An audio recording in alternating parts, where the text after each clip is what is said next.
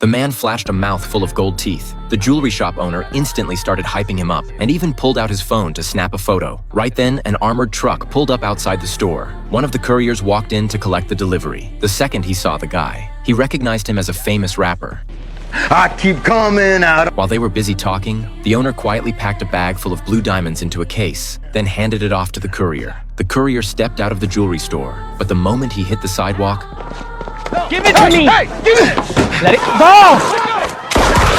and the robber immediately bolted from the scene. He jumped into an open manhole near a construction site and vanished underground. Federal agents rushed to the scene within minutes. The dead suspect turned out to be a man from Chile. He had entered the country 2 weeks earlier on a tourist visa. This was classic South American theft crew behavior. They flew into the US posing as tourists, then targeted luxury items that could easily be flipped for cash. After selling everything off, the money would get shipped back home. Most of these crews were tied to Colombian criminal organizations, but this robbery felt rushed and poorly planned. The suspect hit the target in the middle of a crowded street and clearly had no solid escape route prepared. Ray had already checked the subway surveillance footage and confirmed the wounded suspect got off at a nearby station. Since the guy was injured, federal agents assumed he would eventually look for medical treatment. Ray had already warned nearby hospitals and clinics. Then he pulled up security footage from outside the jewelry store. The police captain immediately recognized the suspect as Chato. 3 years earlier, he had come to New York from Colombia. He had already been arrested once before, but later got released on bail. Federal agents then started reviewing the jewelry store's tax records. The business reported yearly profits of only $164,000, always staying just below the 24% tax bracket, which clearly did not match the owner's flashy lifestyle. And even after losing a huge shipment of diamonds, the owner barely seemed concerned, because insurance would most likely cover everything anyway.